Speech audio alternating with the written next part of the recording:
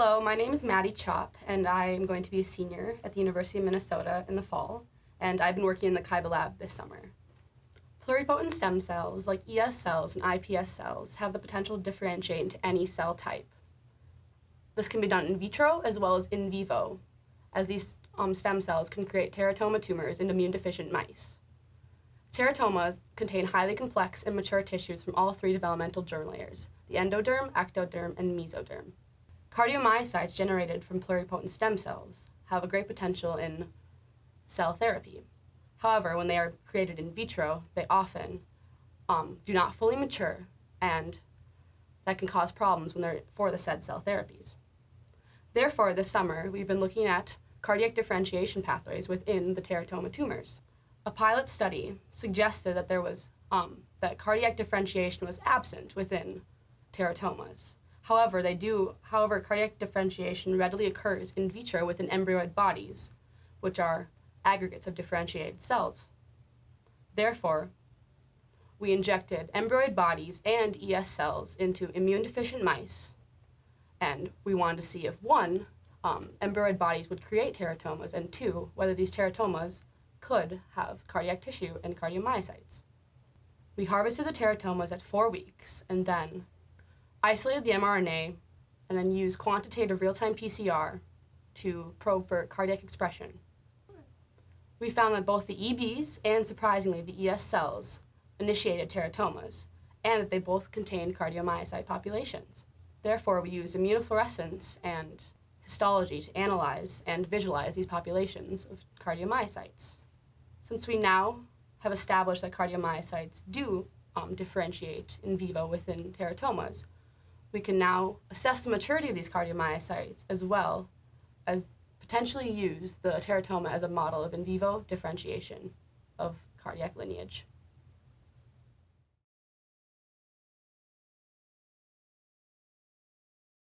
Okay. Hi, my name is Margot Coombs, and I've been working with Dr. Sunny Chan this summer. I recently graduated with a biology degree from Concordia St. Paul, and this summer I've been primarily working with muscle stem cells or satellite cells, and we want to be able to use these as a potential stem cell treatment. The main problem with satellite cells is that they don't proliferate very well in vitro, and they also have a tendency to differentiate, which we would like to avoid.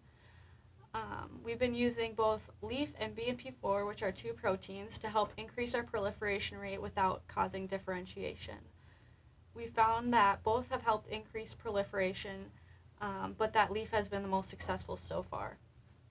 Our next step is to try to combine LEAF and BMP4 into a treatment to help increase proliferation even more.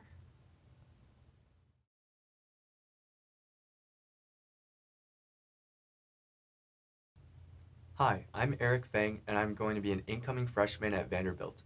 This past summer, I've been working in Dr. Van Berlo's lab, and I've been mapping out the development of heart muscle cells, also known as cardiomyocytes.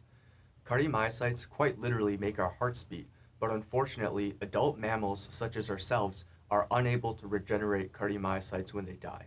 This is a big reason as to why heart disease is the largest cause of death in the world. As a possible treatment to heart disease, scientists have tried turning stem cells into fully functioning cardiomyocytes.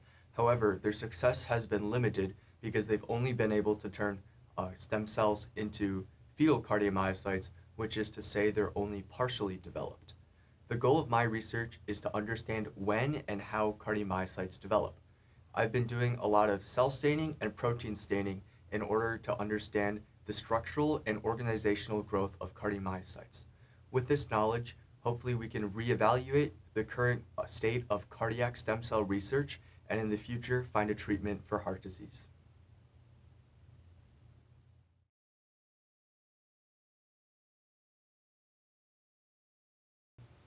Hi, my name is Shri Guntapalli, and I have been working with Dr. John Osborne and Dr. Louise Evans this summer. The Osborne lab has studied the role of afferent renal nerves in the development and maintenance of hypertension. And previous studies at the lab have found that selective removal of the afferent renal nerves, so these are the nerves going from the kidney to the brain, actually reduces blood pressure in DOCA hypertensive rats. The aim of my study was to investigate if these same nerves, the afferent renal nerves, are also involved in salt appetite, which is shown to be increased in this model. So to do this, we had 3 groups of rats. One was a control group that received the sham surgery. Second group got a DOCA pellet implantation, and the third group had the DOCA hormone pellet and afferent renal denervation. And throughout the study, we looked at the water and salt intake every day. And at the end, we found that the DOCA rats had an increased salt and water intake compared to the sham rats. And interestingly, the afferent renal denervation caused a selective reduction in the salt intake of the denervated rats. However, there was no change in the water intake. And to our knowledge, this is the first time that the role of afferent renal nerves in salt appetite has been demonstrated. Great job.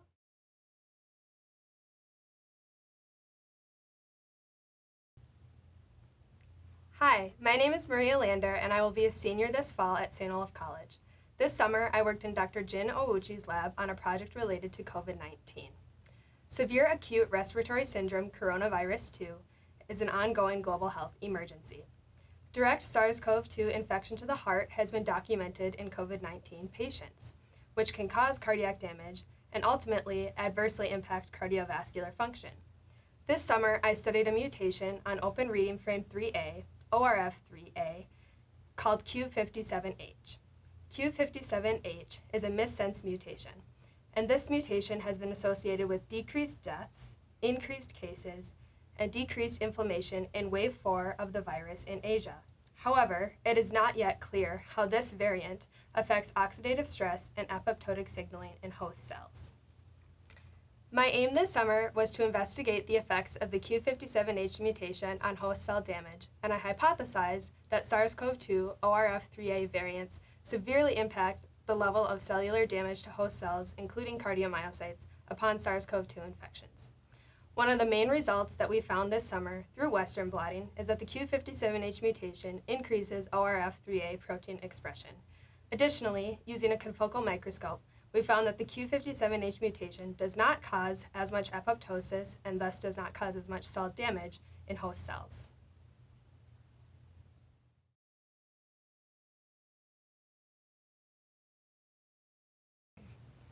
Hi, my name is Nisha, and I'm currently a junior at the University of Minnesota.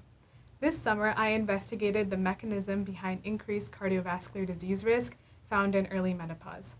One way to assess if this increased risk is due to autonomic dysfunction is by measuring muscle sympathetic nerve activity and cardiovagal baroreflex sensitivity, which is the measure between RR intervals and blood pressure.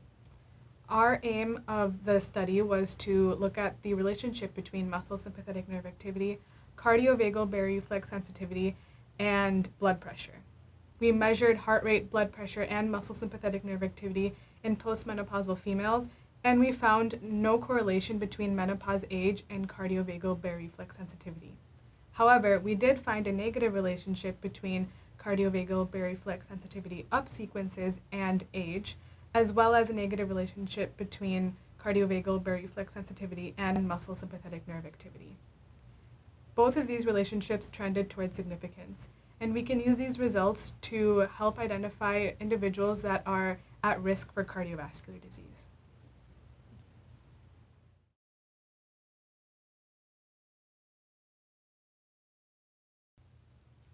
My name is Rashmi Ravindran, and I worked in Dr. Prin's lab this summer.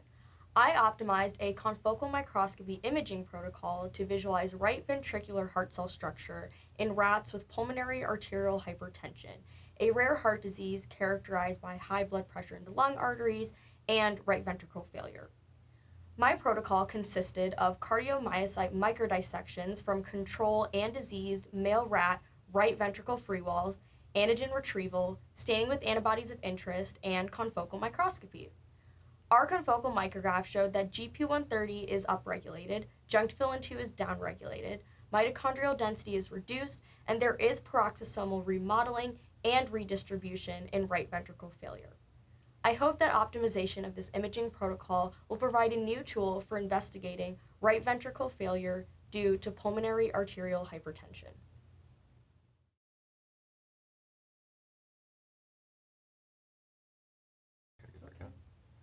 I'm George Roy, and I'm a rising senior at the University of Minnesota Twin Cities.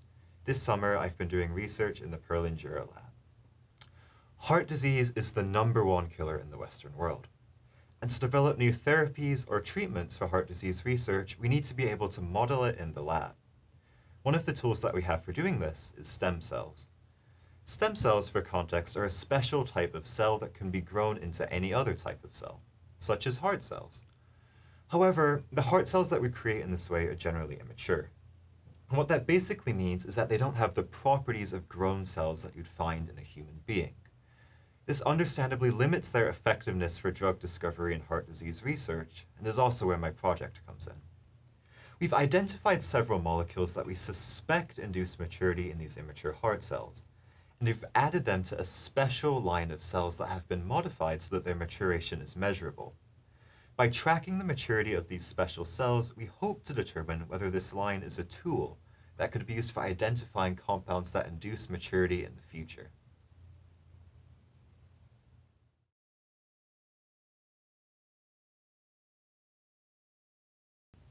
Hi, my name is Michelle, and I'm a rising junior at Johns Hopkins University working in the Mary Gary lab.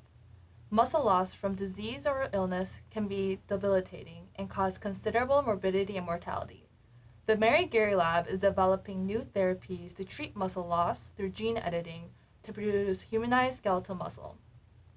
Our lab is interested in chimeric pigs to produce a readily supply of humanized skeletal muscle. We deleted 3 genes to engineer pig embryos that lack native skeletal muscle.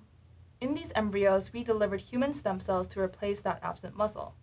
Through histology, PCR, and other laboratory techniques, I was able to characterize the complemented and null embryos at 41 days. These data show that the skeletal muscle is absent in the null embryo and is restored in part in the complemented embryos. Together, these studies support the feasibility of generating human organs in pigs for future therapeutic purposes.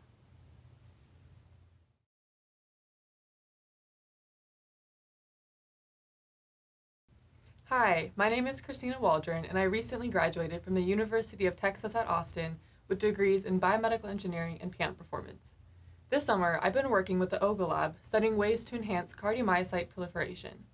The adult human heart has a limited potential to regenerate, so we've been exploring different factors and proteins that we could use to repair human adult heart tissue. My studies and previous data from the lab show that in mouse hearts, activation of the sonic hedgehog signaling pathway allows for the heart tissue to regenerate after injury. I was able to replicate these findings in human iPS-derived cardiomyocytes. I also found that the hedgehog pathway is present in early-stage cardiomyocyte as opposed to late-stage. Finally, my studies with small inhibitor molecules reveal that the hedgehog pathway is crucial for cardiac progenitor proliferation.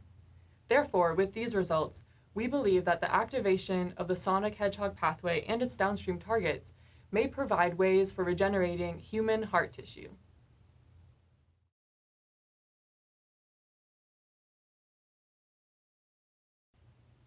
Hi, my name is Ann Wong, and I'll be a rising senior at the University of Wisconsin-Madison, majoring in biomedical engineering. This summer, I worked in Dr. Townsend's lab, which aims to better understand how muscular dystrophy leads to heart failure.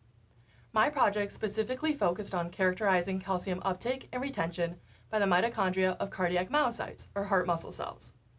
Previous studies have shown that calcium plays an essential role in mitochondrial metabolism and energy production, which is what keeps a cell alive and functioning. When mitochondria take up too much calcium, they open their mitochondrial permeability transition pore, or MPTP, which causes a loss of intermembrane potential and a cessation of ATP production. Dysfunction in the mitochondrial handling of calcium can result in the death of the mitochondria themselves, as well as the cardiac myocyte as a whole, which is what leads to heart failure. I investigated the difference in the calcium uptake and retention of mitochondria from dystrophic cardiac myocytes and controls, and found that mitochondria from dystrophic cardiac myocytes take up significantly less amounts of calcium before becoming overwhelmed when compared to the control.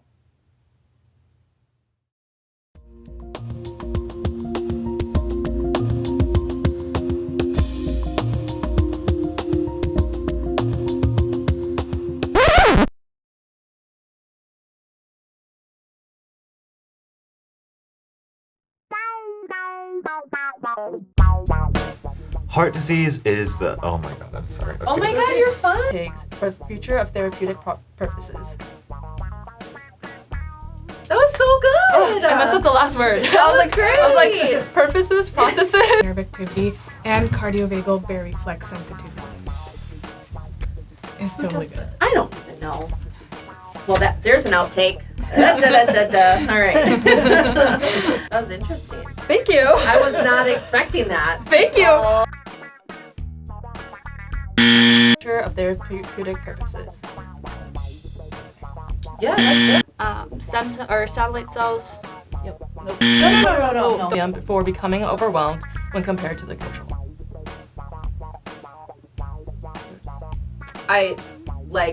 What? That was incredible. That was so good. You're a professional. One take. One take. Yeah. Yes. Look at you. Yeah. You're a scientist. Yeah. I kind of know what I'm talking about. Great. Okay, wait. Let me think, because Yeah. confocal. That's what I said, right? Yeah, that's what I heard. Yeah, I Yeah. did not hear a wrong word. Oh, okay. Yeah, I heard some words I don't know, but I did Okay. not hear the wrong word. Yeah.